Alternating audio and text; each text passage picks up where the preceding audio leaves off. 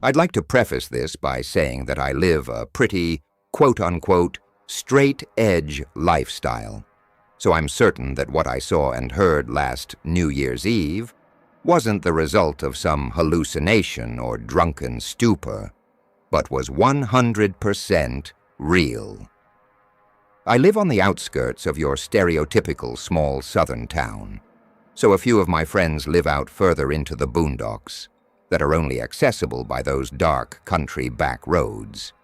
One of my friends, Darren, lives with his family in one of the richer neighborhoods in the area that can only be reached by these back roads.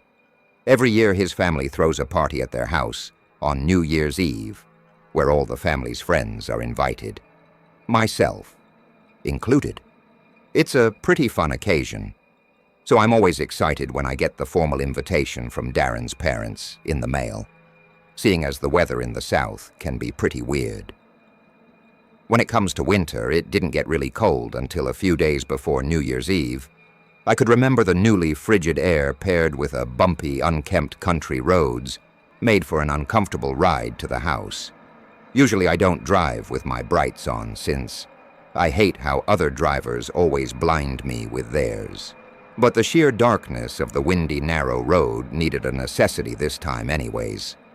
The narrow road was surrounded on both sides by dense tree line, so even with my brights, it was hard to see where exactly all the twists and turns were ahead.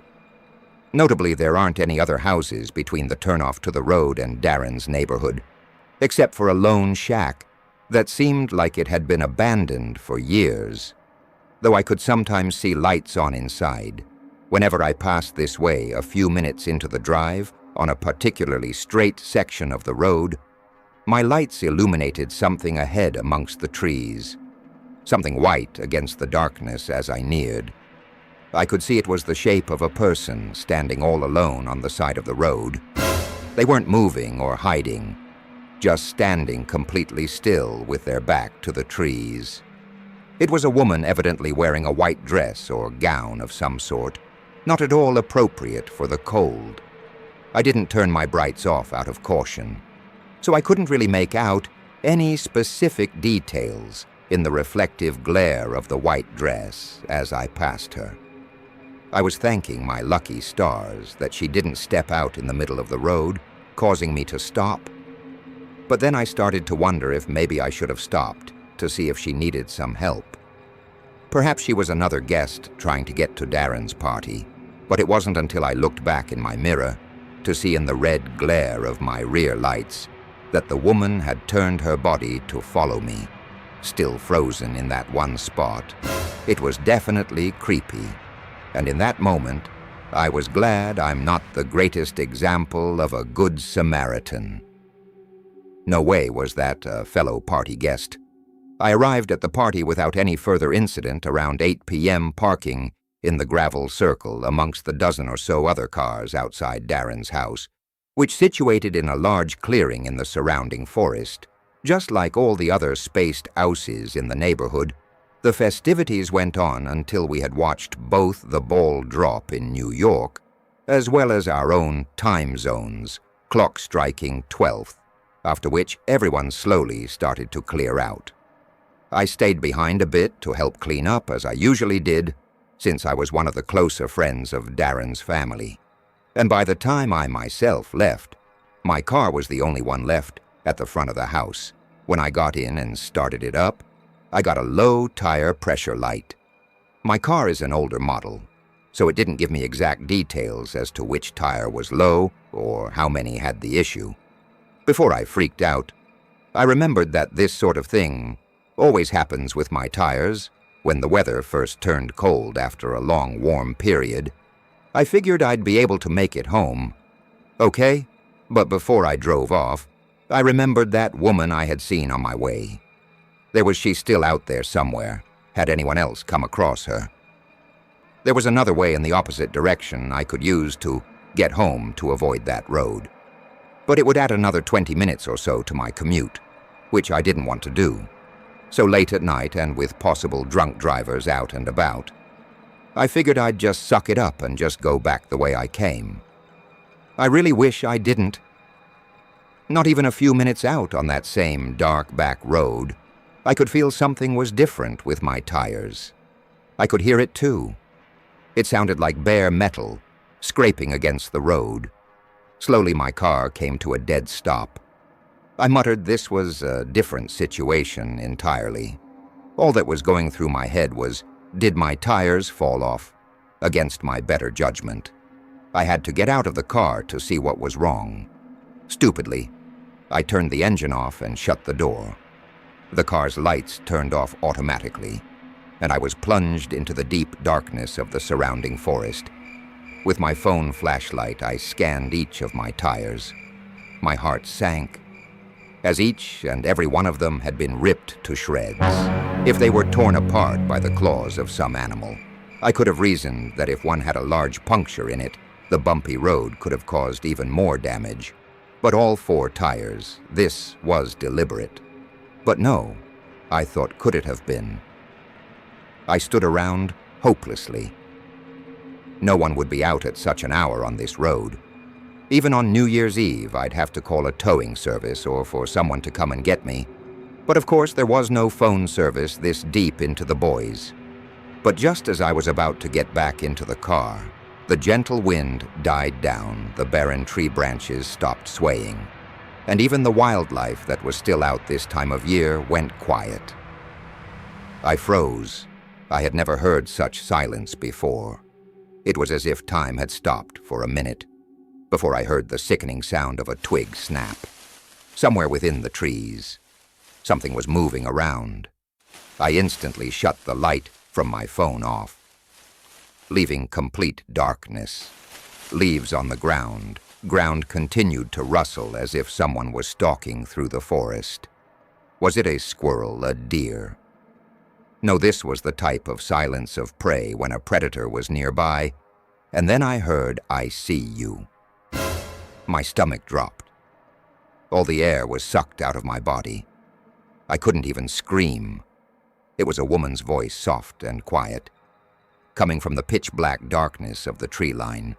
Not 15 feet away, it was said, without malice, which somehow made it even freakier in that moment.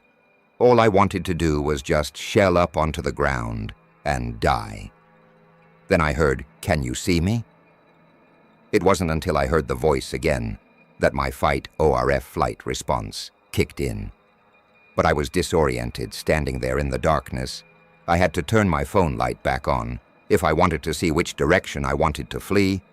I aimed the flashlight directly in front of me, and standing at the edge of the tree line was the woman in the white gown. This time her features visible. The gown was dirt covered in dark stains. She was deathly pale, skinny as a rail, and her disheveled gray hair fell down to her elbows. But her face was almost indescribable, grotesque, as if she were missing half of her jaw. Yet it seemed as though she were trying to grin at me. In my indecisive horror, I had the flashlight trained on her for a few moments before I hauled ass down the road back towards Darren's house. That shack I had mentioned earlier was closer to my current position down the opposite direction. But what if this woman was the one who actually lived there? I don't know if that was a rational thought made in the spur of the moment, but I had no time to wonder. As I sprinted down the road, I could hear the snapping of twigs and rustling of leaves behind me. She was chasing me, but I was quickly able to lose her with such a massive rush of adrenaline. I made it back to Darren's house, ignoring the rest of the neighborhood, and I pounded on the door, pleading for the door to open up. His mother answered the door and quickly ushered me inside, seeing how shaken up I was, where I explained everything to her along with Darren and his father. They were sympathetic, offering to let me stay the night there while they called the police in a towing service, which I gladly accepted before even contacting my own family. The police said they would search the area around the road that night, and that I could come get my car back and make a statement the next day. But all I wanted to do for now was put that night behind me and fade to sleep in the guest bedroom. But I soon found out that night wasn't over. I awoke from my sleep to the sound of a light tap from the second-story window. I looked at the digital clock on the nightstand. I remember the time exactly 3:14 a.m. Of course, none of the windows in the room had blinds. I didn't dare look out until I heard the muffled voice from outside, the same voice saying, "I see you." The woman was still out there. She had chased me all the way here, and now she was throwing rocks to get my attention. If I wasn't going to look out the window before, I definitely wasn't going to. Now, I wasn't going to leave my spot in that bed or fall asleep until morning. When the sun rose and Darren's family woke up, the woman was gone.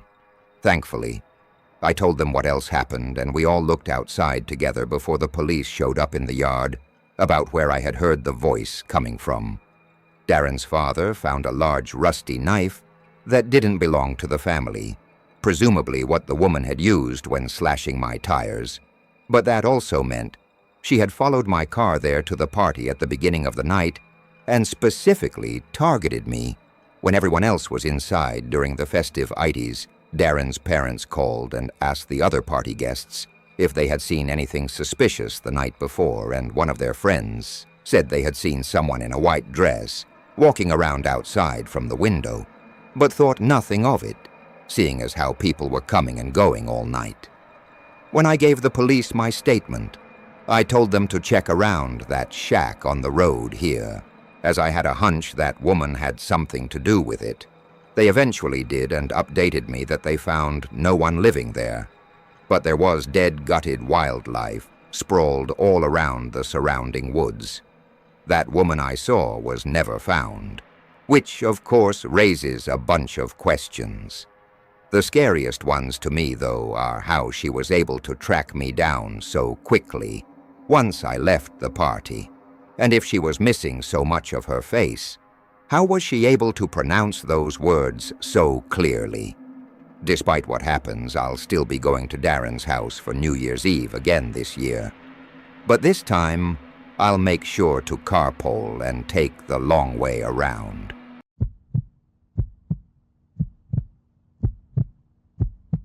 When I was 26, I took a trip to San Diego via plane. I stayed with my friend for a few days and booked a late flight back home. My flight landed at midnight by the time I was off the plane and by the ground transportation pickup point. It was like 12:30. I waved down a random taxi in the taxi section and gave the driver my home address. He said he'd take me for $30, which was a really good deal compared to Uber. He came out to help me put my bag in the trunk of the van, but I said I was fine with it in the seat next to me. So he lifted my bag onto the seat on the left side. Behind him, I was sitting diagonal from him.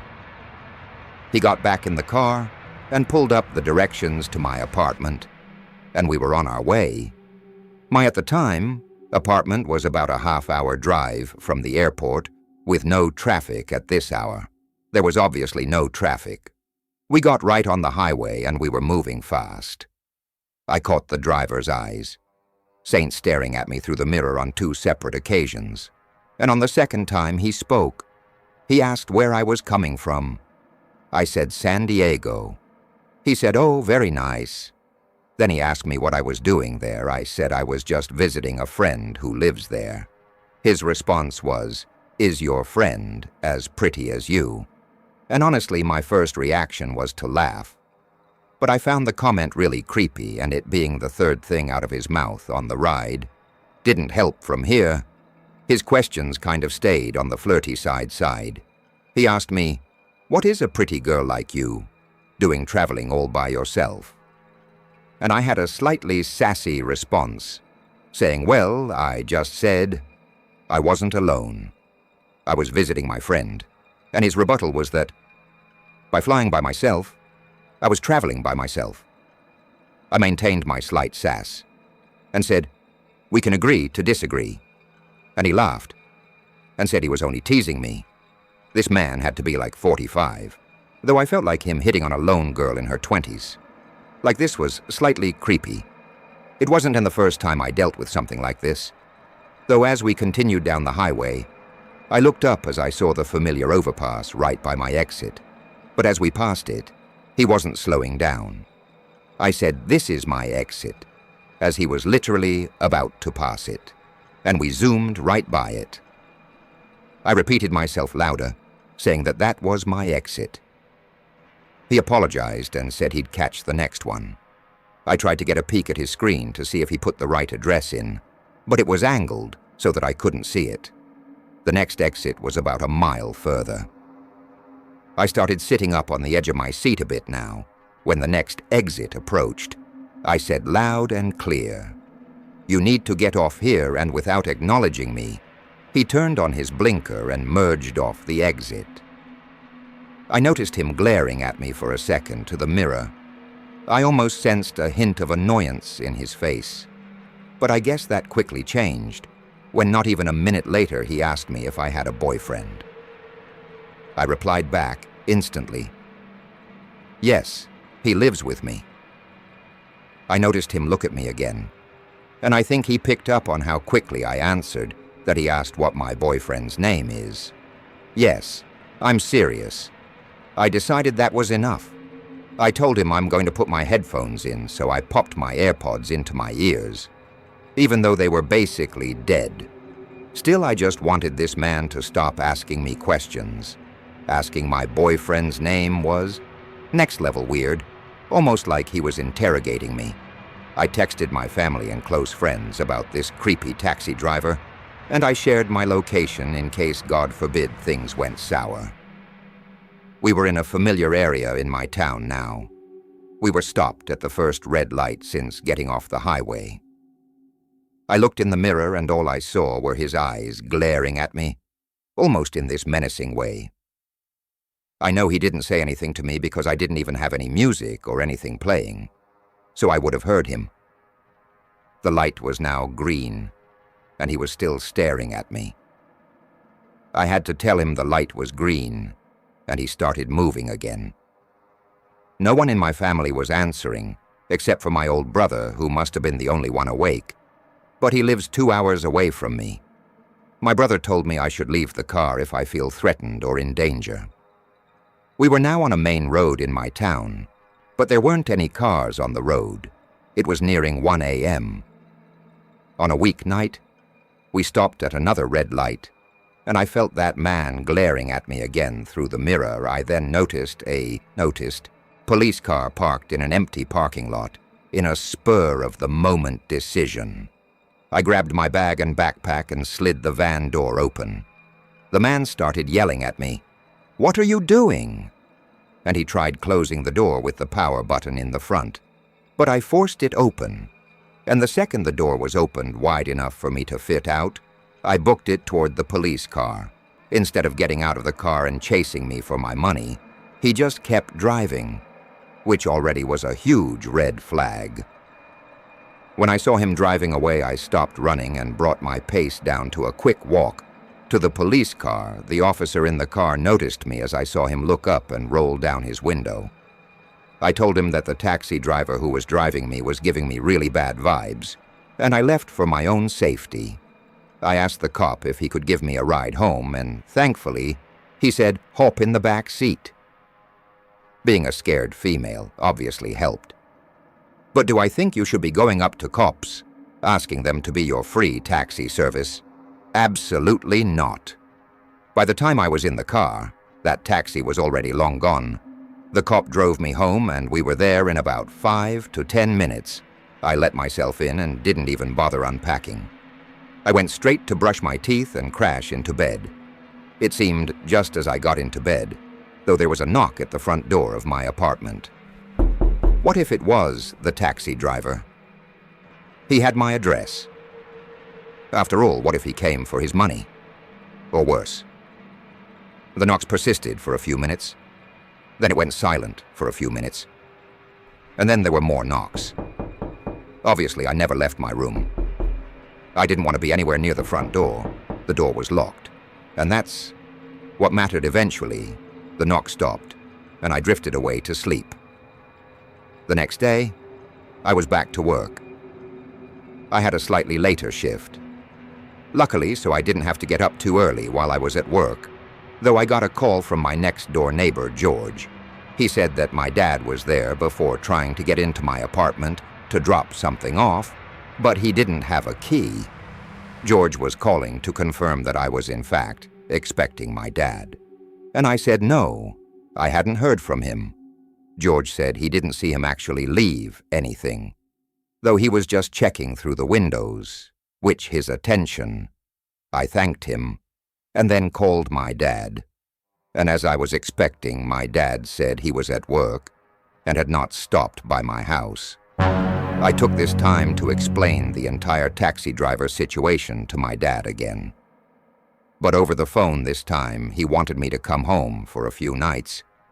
And I said I would.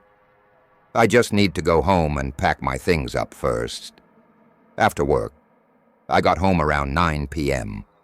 I finished up my laundry from the night before and packed a bag with some clothes and my work stuff for the next few days. Something in my apartment felt off, though I never get nervous from being alone. But that night, I felt like I wasn't alone. Deep down, I felt like it was because the whole taxi driver situation made me uncomfortable, but I felt like I kept hearing small cracks in the wood floor, like from the pressure of someone's weight. I just couldn't pinpoint from where I was. Honestly, freaking myself out and tried to hurry up and get all my stuff and go. It was about the moment I was ready to leave the house when I heard a creaking sound from down the hallway from the spare bedroom. I turned and heard a voice say, "I wasn't going to hurt you."